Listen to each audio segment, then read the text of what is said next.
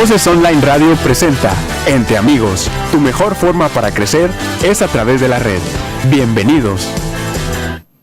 Hola, ¿cómo están todos ustedes? Estamos ahora en este programa que se llama Entre Amigos. Tenemos un espacio gracias a las redes sociales. Estamos transmitiendo para ti desde la ciudad de Monterrey, Nuevo León, en la cabina de Voces Online Radio, ubicados en la calle de Platón Sánchez, 321 al norte. La dirección de este programa a cargo del ingeniero Benjamín Rivera y en el audio control Alex Rivera.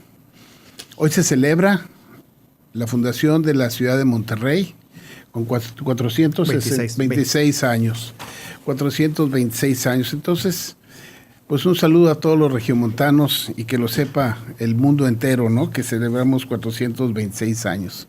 Tengo conmigo al doctor Raúl Mata Gallardo.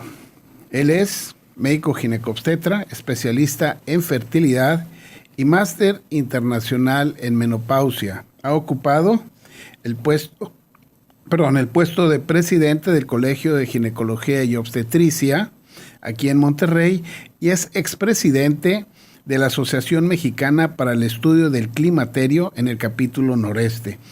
Es cirujano en robótica y aparte de esto tiene un diplomado internacional en osteoporosis.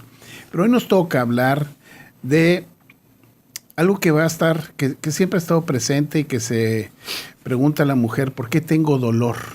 ¿Qué es la causa de mi dolor? ¿Por qué está padeciendo mi cuerpo este dolor mes tras mes, continuo, y que necesito revisarme? El tema que nos va a extender hoy el doctor Raúl es endometriosis, actualidades. Raúl, muchas gracias por tu participación otra vez en este programa. ¿Qué nos pudieras decir o explicar brevemente? La endometriosis proviene de un tejido del cuerpo. Sí, primero gracias por la invitación para estar aquí nuevamente con tu auditorio. Si me permites, voy a tomar un minuto para explicar algo, fisiología normal, para que las mujeres que nos están viendo y escuchando puedan entender qué es la endometriosis. Normalmente las mujeres cada mes se preparan para tener un bebé. Y esto ocurre en la matriz en su capa más interna que se llama endometrio. Este endometrio responde a hormonas que se producen en los ovarios que hace que crezca este endometrio y que se prepare, como ya mencioné, para recibir un baby cada mes. Como esto no sucede, ocurre la menstruación.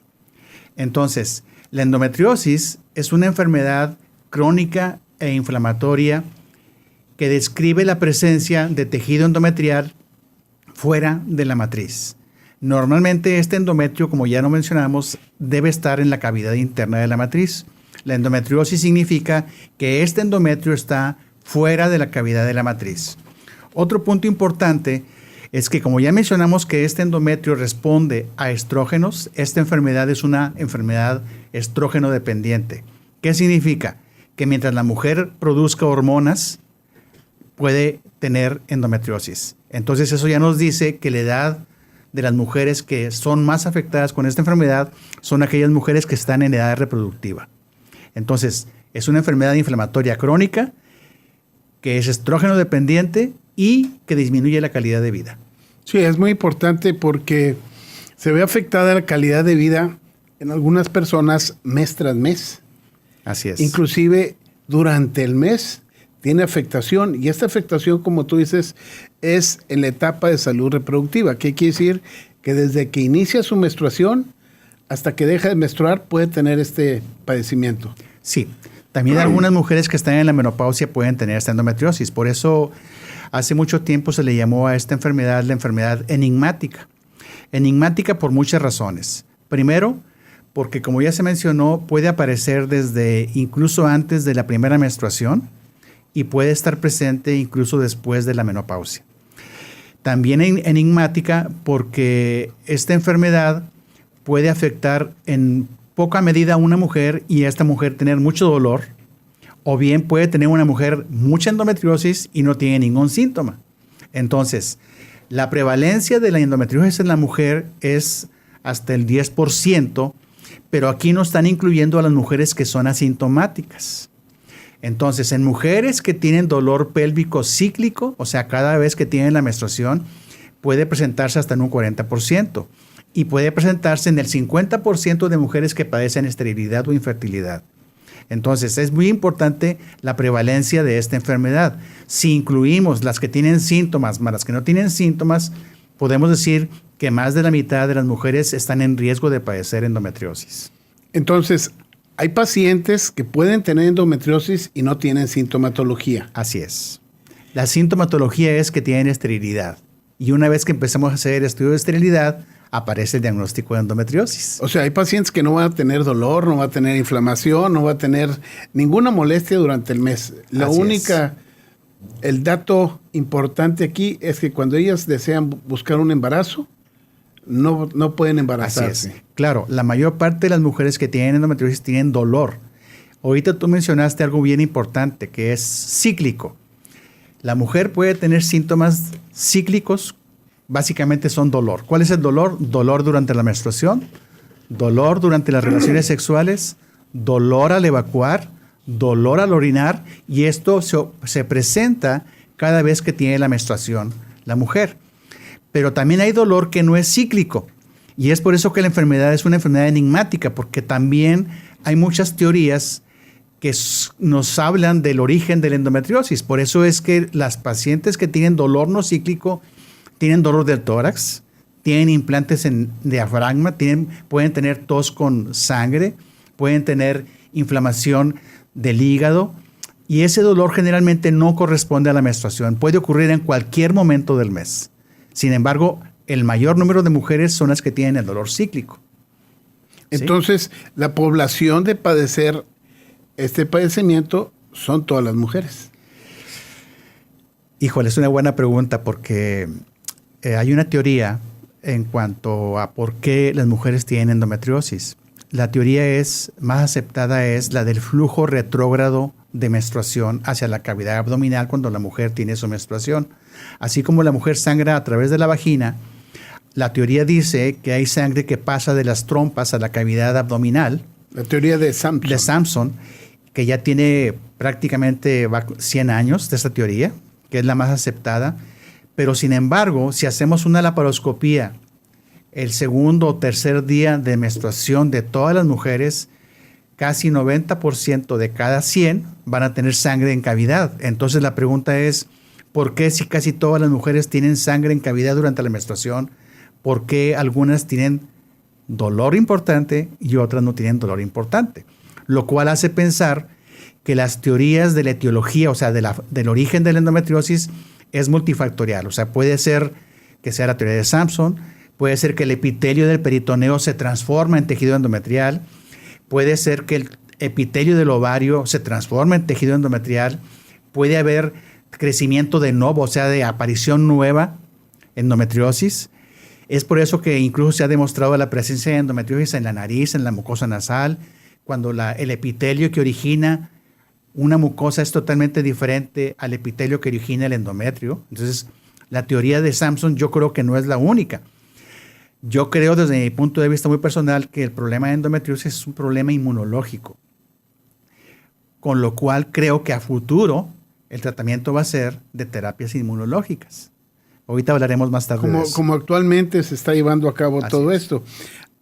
Hay pacientes que logran embarazarse y que luego posteriormente tienen endometriosis. ¿Qué pasaría aquí con estas mujeres? Bueno, hay pacientes que tienen endometriosis, pero tienen una endometriosis que se llama mínima, moderada o severa. Algunas mujeres pueden tener implantes de endometriosis, pero tienen sus trompas permeables y normales y ovulan en forma normal. Entonces esas mujeres se pueden embarazar. Sin embargo, está demostrado que aquellas mujeres que tienen endometriosis tienen más riesgo de presentar abortos espontáneos, porque la endometriosis produce una respuesta en el cuerpo de las mujeres inmunológica, que se producen citoquinas, que son sustancias que son producidas para destruir a la endometriosis, pero no discriminan del tejido embrionario normal o del esperma o del óvulo. Entonces pueden provocar alteraciones genéticas en el embrión, abortos en los óvulos, en los espermas y de muchas maneras diferentes. Pero el problema aquí es inmunológico, ¿verdad? O puede ser mecánico también, porque pueden tapar las trompas. Y también pueden tener una alta incidencia de embarazo ectópico, o sea, embarazo que se implanta en la trompa en lugar de la cavidad. Fuera de la cavidad del útero. Así es. Ahora, ¿influye algo la presencia de la menstruación que sea... que se presenta cíclica, pero que es con menos días, o sea, un ciclo de 25, 24 días? Así es. ¿O de mayor días? Sí, hay ciertos factores de riesgo que pueden predisponer a una mujer para tener endometriosis. Uno de ellos es lo que se acaba de mencionar. Ciclos cortos, o sea, arreglar más frecuente, es de alto riesgo de padecer endometriosis. Pero vean ustedes que también aquellas mujeres que tienen bajo peso al nacer tienen más riesgo de tener endometriosis. Aquellas mujeres que fueron prematuras tienen más riesgo de tener endometriosis.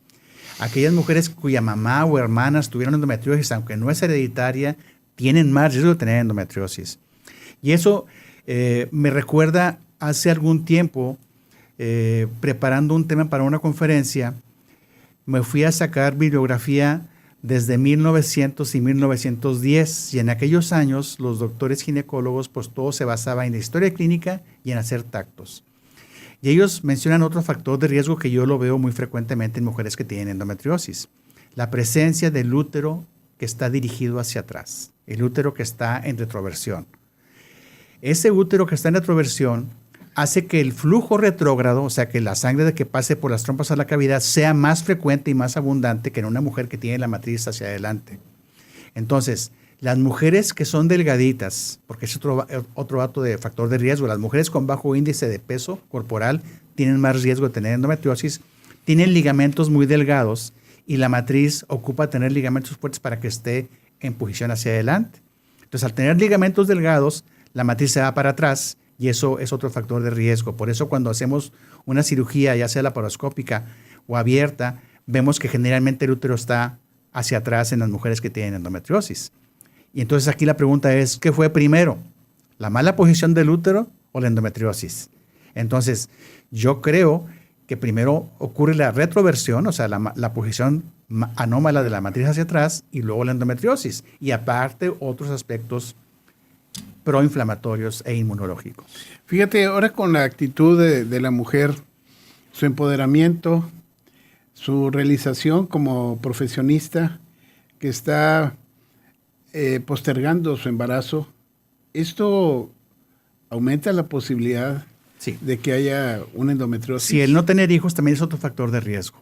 Se supone que la mujer, mientras más regle, más riesgo va a tener de tener endometriosis. Entonces, una mujer que posterga su fertilidad, que eso es muy común en la sociedad actual, tiene más riesgo de tener endometriosis que una mujer que se embaraza relativamente a menor edad y con más frecuencia. Entonces, por eso la endometriosis ahora hay un capítulo muy interesante que es la endometriosis en los adolescentes y en las púberes, que antes no lo veíamos. No lo veíamos antes. Y esto me lleva a otro comentario que lo quiero decir antes de que se me olvide, porque hay algunas cosas que no se dicen en medicina, sobre todo ahorita que estamos en la medicina moderna de medicamentos, que es la presencia de lo que llamamos nosotros muy elegantemente en medicina los disruptores endocrinos. Esos disruptores endocrinos son contaminantes que pueden estar en el ambiente, y en las mujeres se dice que más del 70% de los cosméticos, de los lipsticks, del maquillaje, son tóxicos para la mujer. Y estos tóxicos, aparte de otros que hay en el ambiente, como no quiero mencionar porque me voy a meter en problemas, algunos reservorios donde nos venden comida, para que no se eche a perder esta comida traen un preservativo. Este preservativo es un estrógeno extraño que puede provocar la presencia de endometriosis, de miomatosis, de cáncer, de abortos. Por eso en algunos países de primer mundo como Noruega, ya hay leyes dentro de su constitución en la que se prohíbe el uso de latas para cualquier cosa. No hay nada en latas, todo es en botella, todo es en vidrio. En vidrio. Para evitar el uso de preservativos. Estos preservativos y contaminantes que hay, dioxinas en el ambiente, los talatos, el bisfenol, todos son disruptores endocrinos que aumentan el riesgo de tener endometriosis y otras enfermedades como diabetes y obesidad también. Fíjate qué interesante esto que se está empezando a investigar y descubrir, pero que se tiene por debajo de la hoja para no estar haciendo mucho problema, porque todavía no se tiene una evidencia científica de que nos digan estos son disruptores hormonales y nos pudieran llevar a hacer esta situación. Dentro de estas molestias, el dolor, ¿qué tanto se presenta en las mujeres y qué tan importante es valorar el dolor? Bueno, en la actualidad sabemos que hay un espacio de tiempo perdido, le llamamos nosotros, en hacer diagnóstico de endometriosis, porque culturalmente las latinas, la mujer le dice, la mamá o la abuela le dice a la mamá y la mamá a la hija que te tiene que doler durante la menstruación. Entonces el dolor, cuando es muy importante, severo e incapacitante y que dobla a la mujer y que le evita ir a la escuela o al trabajo, ese dolor hay que investigarlo. Y si ese dolor aparece desde que la niña tiene su primera menstruación, tiene que ir a ver al doctor para descartar la presencia de endometriosis. Generalmente y lamentablemente las mujeres y las mamás llevan a sus hijas a los 20, 21 años cuando ya tienen 10 años de padecer dolores intensos y ya perdimos 10 años en el diagnóstico. De hecho, en las guías mundiales, tanto europeas como norteamericanas, este vacío ellos lo catalogan entre 8 y 12 años en que nos tardamos en hacer el diagnóstico de endometriosis. Un tiempo perdido. Tiempo perdido, que es un tiempo perdido porque la endometriosis avanza. Y eso nos reduce, primero, nos reduce la calidad de vida, nos reduce la fertilidad, porque cuando afecta a los ovarios va destruyendo el tejido ovárico y va disminuyendo la reserva ovárica de óvulos. ¿Verdad? Fíjate, un comentario que tú haces que lo tomo yo. Muchas veces las mamás llegan al consultorio, te hablan por teléfono y te dicen, doctor, mi hija va a comenzar o comenzó a arreglar, ¿tengo que llevársela? Y pues tienes que decirle, pues, si no tiene ninguna molestia, no, pero tú dijiste una parte muy importante, una razón muy importante. Si tienen dolor, tienen que llevarlas. Aparte para educación de la niña, ¿verdad? Porque la educación va solamente para explicar su ciclo fisiológico normal y aparte aprovechamos para dar consejo sexual, ¿verdad? Porque también eso puede tener otras connotaciones más adelante de otro tipo de enfermedades. Sí, porque la actitud de la adolescente ha cambiado de aquí a años atrás, entonces sí tenemos que ponernos a dar consejería o dar explicaciones de algunos métodos de planificación, enfermedad de transmisión sexual, fisiología, higiene femenina, todo esto que es importante. Claro. Ahora, en este tiempo que mencionas tú que se pierde el pacientito, ¿cuáles serían los métodos diagnósticos para poder ir avanzando en el diagnóstico de esta enfermedad? Muy buena pregunta.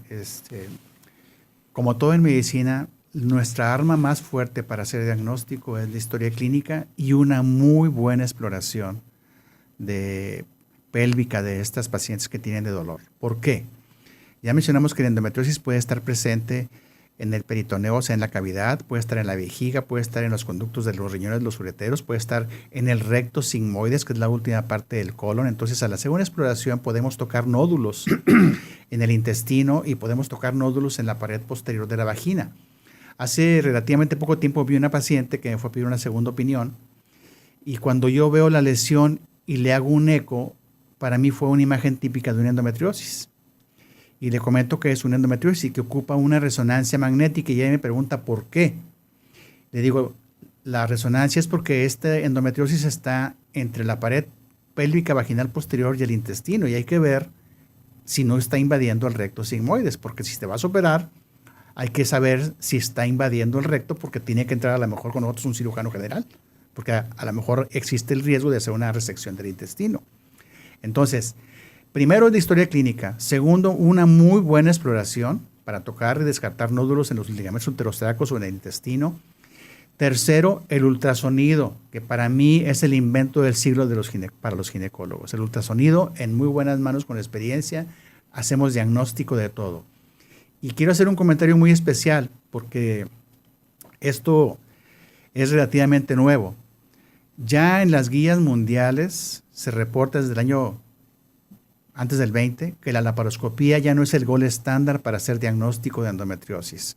Antiguamente era el gold estándar. Ahora, si la historia clínica y el ultrasonido nos reporta la presencia de un endometrioma, ya no tenemos que hacer una laparoscopía para confirmarlo. Y hay que dar tratamiento.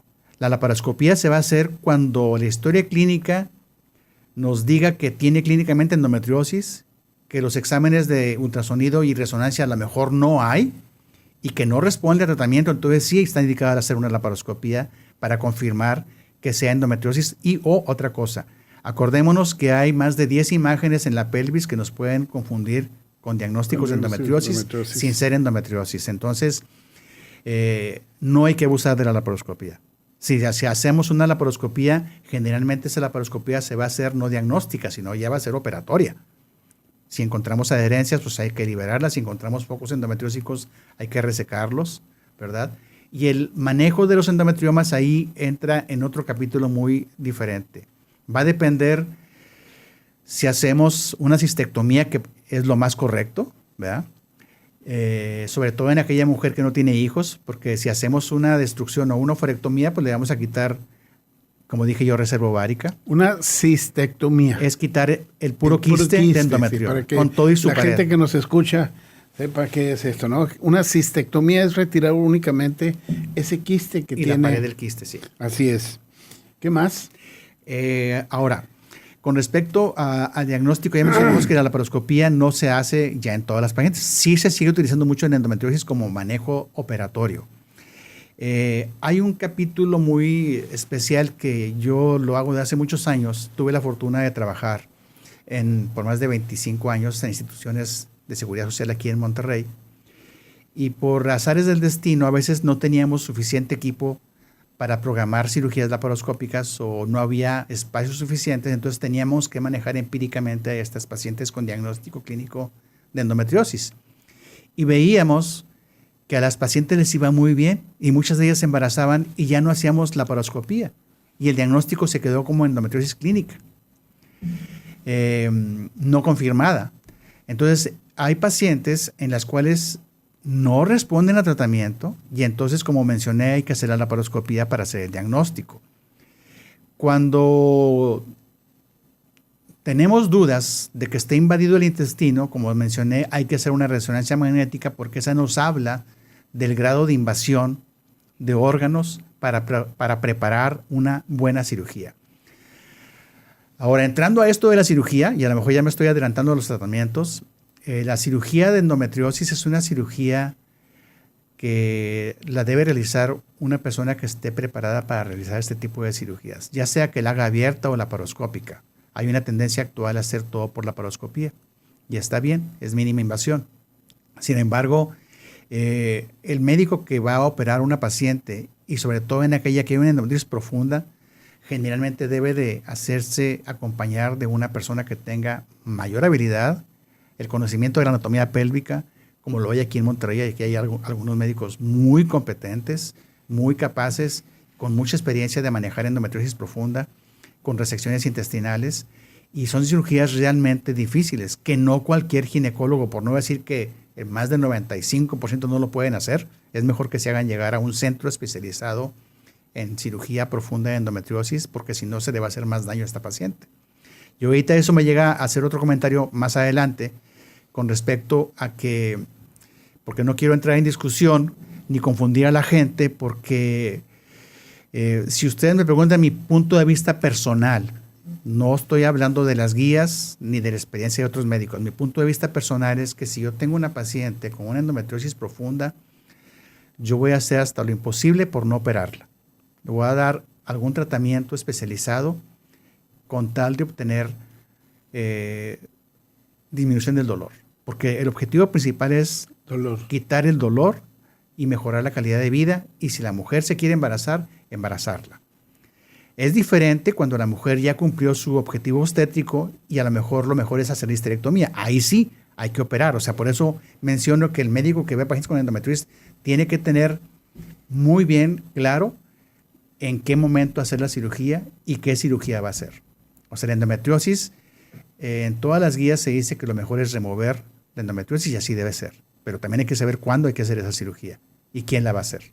Eso es lo más importante para poder tener un buen pronóstico, porque es muy común que nos llegue, tú sabes muy bien que nos han llegado pacientes a ti y a muchos doctores que ya fueron operados 3 y 4 veces de endometriosis y están exactamente igual o peor que la primera vez. ¿Qué significa eso?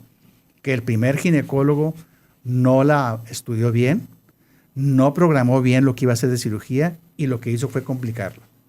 Y entonces, recordemos que la primera cirugía que se hace para endometriosis es la mejor cirugía que se le debe ofrecer a cada paciente, ¿verdad? Sí, ya una segunda cirugía pues Ya es no va más a ser difícil el por todo diagnóstico, lo que se encuentra ahí. Fíjate, mencionabas ahorita todo esto hasta el proceso casi de una cirugía. Ultrasonido. ¿Hay algunos estudios de laboratorio que nos ayuden a ir con el diagnóstico de este problema? Porque no toda la gente va a saber hacer el diagnóstico por ultrasonido, no toda la gente va a quedar conforme con un ultrasonido. ¿Van a solicitar algún otro estudio? ¿Y qué podríamos hablar de esto? Los biomarcadores o sustancias que podemos medir para hacer diagnóstico de endometriosis en el caso de esta enfermedad no son muy específicos ni muy sensibles. De hecho, en la última guía del 22, publicada recientemente por la Sociedad Europea, pone con letras negrillas que no existen biomarcadores específicos para hacer diagnóstico de endometriosis. El que hacemos es el CA125, pero esa proteína no la pueden dar muchas enfermedades. Claro, la podemos utilizar cuando estamos sospechando recurrencia de la endometriosis. Ahí sí puede estar alterada y puede estar generalmente aumentada. Después de que ya se hizo una buena cirugía y al paso del tiempo la paciente inicia con dolor pélvico otra vez. Entonces, eso nos puede ayudar junto con la clínica a sospechar una recurrencia. Sin embargo, tomar un biomarcador para hacer diagnóstico de endometriosis, en la actualidad no hay ninguno. No se aceptan las nuevas guías, tanto de la Sociedad Americana de Fertilidad como de la Europea, y acaba de salir publicado, no se acepta ningún biomarcador como diagnóstico de endometriosis. Son sospechosos nada más. Son sospechosos. Entonces lo que tenemos que ver es la clínica, el ultrasonido, y si quieres la resonancia. La resonancia. Sí. Y la laparoscopía al final. Ok, entonces, ¿todos los tratamientos son quirúrgicos o hay tratamientos médicos? No. En endometriosis tenemos tratamiento médico y tratamiento quirúrgico y tratamiento, ¿cómo le puedo llamar? No médico, no quirúrgico, complementario. ¿Por qué? Si hablamos de esto con los norteamericanos, americanos y canadienses, ellos no aceptan nada de eso. Sin embargo, los europeos son más abiertos y hay estudios, y se están haciendo estudios, ahorita hablamos de eso, de medidas no medicamentosas ni quirúrgicas que puedan favorecer a las mujeres que tienen endometriosis. Fue la pregunta que me hiciste al principio de el tratamiento, los tratamientos. Los tratamientos, o sea, estamos hablando de cirugía, hay que llevar a cirugía. Hay tratamientos médicos. Hay sí. tratamiento médico. Bueno, como te digo, nos ha tocado la fortuna de usar todos los tratamientos. Los primeros son los hormonales. ¿Cuáles son los hormonales? Los anticonceptivos hormonales. Claro, antes de esto, analgésicos. Cualquier médico general o ginecólogo puede manejar analgésicos, pero generalmente la endometriosis no responde del todo bien a analgésicos. Entonces tienes que agregar anticonceptivos combinados orales, o bien en parche, o bien vía intravaginal, o bien intramuscular, como tú lo quieras manejar. A eso se le puede agregar, al paso de la historia, ha habido el danazol, que es un producto que utilizamos con muchos años. Sin embargo, la dosis de danazol provocaba efectos androgénicos, por lo cual cada vez se usa más. Todavía está comercializado el danazol con buenos efectos para otro tipo de patologías y para endometriosis mínimas de control. Han aparecido los agonistas de GnRH, que son agonistas antagonistas. Quiere decir que bloquean una parte del cerebro. Ya mencionamos que la endometriosis es una enfermedad de estrógeno dependiente. Entonces, esos agonistas lo que hacen es disminuir la producción de estrógenos. Y estos actúan a nivel hipotalámico. Y el problema de estos, cuando los empezamos a utilizar, es que los usábamos por un año, pero veíamos que las mujeres perdían mineral de los huesos y aparte tenían síntomas de menopausia por el descenso de estrógenos. Entonces, se empezó a manejar por 9 meses, por 6 meses, y luego se empezó a agregar estrógenos como terapia coadyuvante para quitar los síntomas de la menopausia provocados por este medicamento. Y han salido otro tipo de productos recientemente como antagonistas de GnRH, y lo último es que hay antagonistas por vía oral, porque los anteriores todos eran por vía inyectados. Entonces, estos orales ya están en el mercado con buenos resultados. La otra, hay otro grupo de medicamentos que se usan sobre todo en la mujer menopáusica que tiene endometriosis y se puede usar en cualquier mujer que tenga endometriosis, ya sea solo o combinados, que son los inhibidores de aromatasa. Los inhibidores de aromatasa se pueden usar junto con anticonceptivos hormonales orales y para evitar la conversión y producción de estrógenos por parte de la mujer. Y esto evita que el endometrio, en este caso de la endometriosis, no siga creciendo, ¿verdad? Sí. Es parte importante lo del tratamiento de la paciente con este problema y que sepa que hay opciones médicas tomadas para su control. Así Inclusive hace poco se volvió a tener la sal, la que te mencionaba, para uso y control de este tipo de problemas. Sí, así es. ¿Qué otra cosa ibas a mencionar? De las recurrencias, yo hace ratito mencioné que mi punto personal es, cuando tienes que operar hay que operar, pero cuando hay una endometriosis profunda, la endometriosis tiene una recurrencia que si tú ves publicaciones a nivel mundial, va desde el 0% hasta el 90%. ¿Qué significa esto? Que si tenemos una endometriosis muy profunda que afecta intestino básicamente, el recto sigmoides, y vamos a hacer una resección en anillo o en bloque de una porción del intestino, ¿qué porcentaje de estas mujeres que fueron sometidas a cirugías fuertes, de riesgo de complicaciones, al cabo de 1 año o 2 años van a estar exactamente igual con el mismo dolor? Hay un estudio muy bueno publicado por el grupo del doctor Somigliana en Italia. En Italia hay un centro de endometriosis donde reciben a todas las italianas que tienen endometriosis y a todas las mujeres que quieran ir de parte de Europa y del mundo. Y tienen muchísima experiencia. Y ellos hicieron un estudio donde compararon mujeres que tenían endometriosis profunda, a las cuales se les ofreció operarse o no operarse.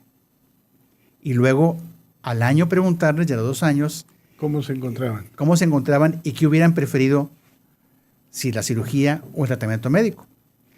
Y entonces, en los 2 grupos hubo mejoría del dolor. Sin embargo, cuando se les preguntó a las mujeres que se operaron, que ya pasaron 1 año, 1 año y medio, que hubieran preferido, el 80% mencionó que hubieran preferido no operarse, porque estaban otra vez con el mismo dolor y estaban con tratamiento médico con buena respuesta. Y las mujeres que tuvieron tratamiento médico estaban muy contentas con el tratamiento médico y sin haberse sometido a cirugía. O sea, lo que voy es que, ¿cuál puede ser la causa de esto? No quiero menospreciar la cirugía, pero por ejemplo, yo mencioné que aquí en Monterrey hay 2 o 3 ginecólogos. Hay un ginecólogo-oncólogo muy hábil, que tiene mucha experiencia, y probablemente en sus manos la recurrencia sea baja. Pero hablamos de 1 o 2 personas en una ciudad como Monterrey, donde hay más de 3,000 ginecólogos. Entonces, tenemos que valorar y pensar bien qué cirugía vamos a hacer y hasta dónde vamos a operar. Y esto va a determinar mucho en la evolución y el pronóstico de cada paciente. Y también ubicar a la paciente si tiene deseo de fertilidad o no tiene deseo de fertilidad. ¿Por qué? Porque si tenemos una paciente que tiene endometriosis y ya cumplió su objetivo o no quiere tener hijos, lo ideal es retirar la matriz. Y si me apuras, lo ideal es retirar los ovarios, ¿verdad? Y otro punto importante, ya para los médicos y para las pacientes, es que cuando encontremos un endometrioma en una cesárea, por ejemplo, no hay que tocarlo, porque invariablemente se va a infectar. Está demostrado que cuando tenemos un endometrioma en una cesárea y lo abrimos porque queremos quitarlo, se va a infectar esa paciente. También pasa lo mismo cuando hacemos fertilización in vitro en una mujer que tiene endometriosis y que tiene un endometrioma. Lo ideal es manejar un antibiótico y no aspirar el endometrioma. Aspirar los puros folículos que se estimularon para hacer la fertilización in vitro. Porque también invariablemente se va a infectar la paciente. Tocaste el tema de fertilización in vitro. Todas las pacientes que han tenido problemas de embarazo, que cursan con esterilidad, que se les diagnostica endometriosis, ¿son candidatas a fertilización in vitro o no? No. ¿Qué porcentaje? No, mira, va a depender mucho de varios factores. Primero, si las trompas están permeables, si ya recibió tratamiento médico, si ya recibió tratamiento quirúrgico, si se demostró que están permeables, se le da la oportunidad de tener un embarazo a lo mejor espontáneo 2-3 meses o estimularla con inseminaciones O bien, si la edad de la paciente ya nos apura a hacer un procedimiento, la pasamos directamente a in vitro, lo que se llama fast track a in vitro. Generalmente cuando tenemos una mujer arriba de 37 años, 38, lo ideal para buscar el embarazo más pronto es ofrecerle in vitro, porque muy probablemente va a gastar incluso menos haciendo un in vitro que recibiendo tratamientos para hacer inseminaciones en varios meses. Entonces, en ese grupo de pacientes en los cuales tenemos poco tiempo, lo ideal es hacer in vitro. En una mujer que tiene 25 años, que tiene un endometrioma, pero que tiene trompas permeables, que manejaste el endometrioma, probablemente pueda embarazarse probablemente con relaciones sexuales o con una estimulación y hacer alguna inseminación. Fíjate, tú mencionaste que la resonancia es para endometriosis profunda. ¿Se puede usar en algún otro tipo de...? En el caso de endometriosis, generalmente es un estudio complementario para programar una cirugía, que la cirugía tú digas, voy para hacer esto y tengo las armas como para hacer esto. Y tú ya vas preparado a que va a entrar un urólogo contigo, o va a entrar un cirujano general, o va a entrar un ginecólogo o oncólogo que tenga muchísima experiencia en manejar intestino. O sea, ya vas preparado. O sea, no vas a la cirugía y en ese momento vas a empezar a correr. O sea, tú tienes que estar ya preparado con tu cirugía bien programada de lo que vas a hacer. Y con el instrumental y con todo lo que necesites, ¿verdad? Sí, claro, porque esto es sumamente importante. Así tener es. un lugar donde tengan el instrumental adecuado. Y el personal adecuado. El personal adecuado que pueda manejar este tipo de procedimientos, porque hay lugares donde no se tiene Así todo es, esto. definitivamente. Y la verdad es que es un charco para el paciente, por mencionarlo así, ¿no? Así es. Que se empiezan a hundir. Y el gasto innecesario, porque se ha demostrado que la endometriosis es una enfermedad que se equipara en gastos a una diabetes tipo 2, a una artritis reumatoide. O sea, es una enfermedad crónica, inflamatoria, Sí, es inflamatoria. que afecta la calidad de vida.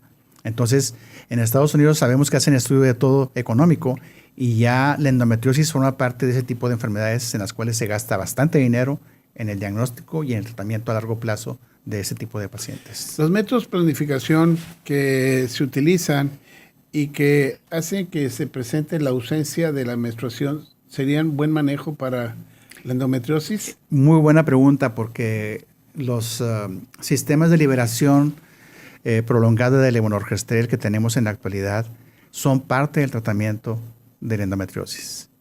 El tener un implante en el útero disminuye el tamaño del útero, disminuye el grosor endometrial y se ha demostrado que también disminuye y atrofia los implantes endometriales que están en la pelvis. Entonces es uno de los tratamientos que se puede utilizar en combinación con otros, ¿verdad? Y la paciente que tiene dolor pélvico tiene una muy buena respuesta a no tener dolor pélvico cuando se usan ese tipo de productos, ¿verdad? Fíjate qué bueno que lo mencionas para que pues la gente que está teniendo este problema y que tenga la oportunidad de escuchar. Es un tema muy amplio esto. Acuérdate que antes de la pandemia y todavía en forma virtual hay un Congreso Mundial de Endometriosis cada año, sí. Lo cual significa que a pesar de que tenemos 100 años de vivir con esta enfermedad ya conocida, no sabemos nada. Te quería comentar una cosa que mucha gente no habla de eso y mencionaba que los europeos sí están un poquito más abiertos. Hay ciertos alimentos que se ha demostrado que tienen que ver en el bloqueo de estrés oxidativo, que son proapoptóticos de la endometriosis, que han disminuido la presencia de implantes endometriósicos y que nadie habla de eso, sobre todo las compañías farmacéuticas, porque no les conviene, porque son alimentos. Por ejemplo, la quercetina, el resveratrol, que están presentes en algunas frutas como las uvas, las cebollas, legumbres. Por eso la dieta mediterránea ayuda mucho. El tratamiento de la endometriosis tiene que ver mucho con la fisiología intestinal. Acuérdense que durante el proceso de endometriosis el intestino puede tener un movimiento peristáltico al revés. En lugar de ir hacia el ano, hacia el recto sigmoides, se va hacia arriba. Y esto provoca inflamación, dolor.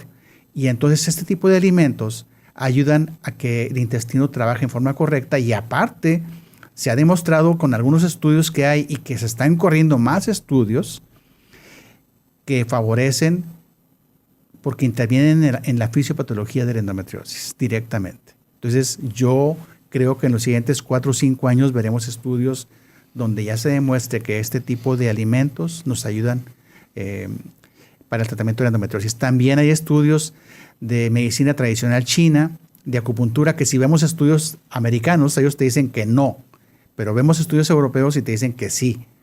Entonces yo creo que hay que tener la mente abierta para buscar una amplitud nuevas, de criterio para nuevas saber oportunidades. Sí. qué otra oportunidad tengo yo para Así es. brindarle a mi paciente que tiene endometriosis, y si yo estoy de acuerdo y mi paciente está de acuerdo y está teniendo resultados, pues sería el mejor tratamiento. Por eso es importante este programa, qué bueno que lo tocaste, porque la paciente debe estar bien informada de esto, porque en la toma de decisiones de tratamientos médicos y quirúrgicos con su médico, la paciente que no sabe nada de endometriosis generalmente va a obedecer a su médico, y a lo mejor el médico, si no está preparado o no sabe, le va a dar un mal tratamiento.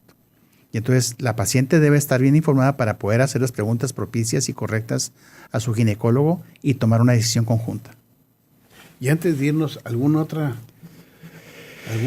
comentario que quieras hacer en favor de los pacientes? Pues sí, también se ha demostrado, ya para terminar, aparte de la nutrición, y aparte una dieta como la que mencioné nos ayuda mucho para bajar de peso, nos ayuda mucho para el metabolismo de carbohidratos, o sea, nos reduce el riesgo de diabetes, nos reduce el riesgo de colesterol.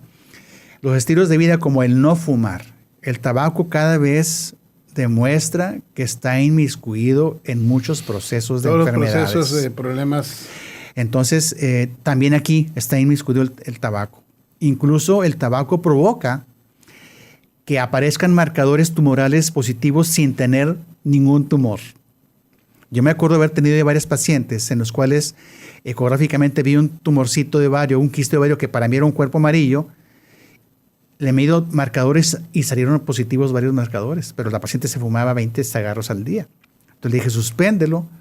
Al mes le hago otra vez los marcadores negativos y desapareció el cuerpo amarillo que tenía presente. Pero cuando yo vi el cuerpo amarillo ecográficamente y los marcadores, te asustas. Sí. Entonces, el tabaco es muy malo. El hacer ejercicio. El ejercicio también está demostrado que reduce el dolor pélvico asociado a la endometriosis.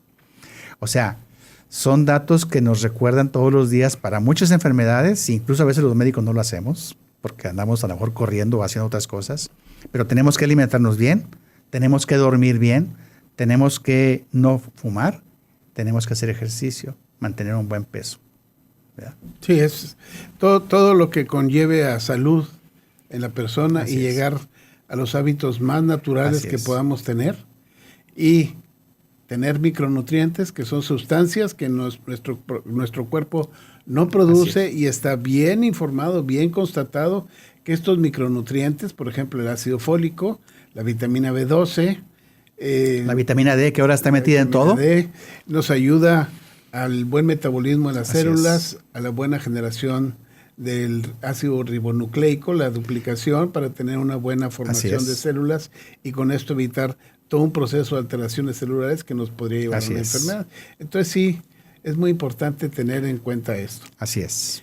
Raúl, muchísimas gracias por todos estos informes que nos das, toda esta explicación de este tema. Nos podemos quedar todo el día y no terminamos. No, es un tema muy amplio que, como tú dices, y en los congresos siempre hay un módulo de endometriosis. Y hay muchas discusiones entre doctores porque cada quien da su experiencia personal. Y hay centros muy buenos, como en Colombia hay un centro que todas las colombianas van a un solo lugar. Y ahí yo estuve en Colombia hace algunos años y oí a un doctor que mencionaba que le pasó lo mismo que me pasaba a mí en el ISSSTE. No había tiempo ni equipos para hacer cirugías y les daban tratamientos con progestágenos, que también se usan, y tratamientos así, y las mujeres se les quitaba el dolor y algunas se embarazaban y ya no ocupaban cirugía. ¿Qué quiere decir? Que la endometriosis, como dije hace rato, es una enfermedad enigmática, que no sabemos cómo se comporta. Bueno, sí sabemos cómo se comporta, pero la evolución en cada paciente es diferente. Es distinta. Sí. Y entonces el doctor debe tener un criterio y una experiencia amplia para poder manejar este tipo de pacientes. Raúl, muchísimas gracias. Tu correo es drmata @hotmail.com. Sus teléfonos son el 818-368-7807 y el 818-252-6980. Por habernos acompañado, te lo agradezco. Espero que compartas este programa muy, muy importante, más para la salud femenina, para la salud reproductiva femenina y para el público en general. Te recuerdo también que si te gustó este programa, nos des un campanazo, un like ahí en el YouTube para que sigan llegando estos programas semana tras semana hacia ti. Y si vas en el carro o estás en la casa y lo quieres escuchar, pues contáctanos por Spotify y ahí nos vas a estar teniendo contigo. Es un gusto haber estado en este programa. Roberto Córdoba se despide de todos ustedes. Hasta la próxima semana. Estuvimos en Entre Amigos. Hasta la vista.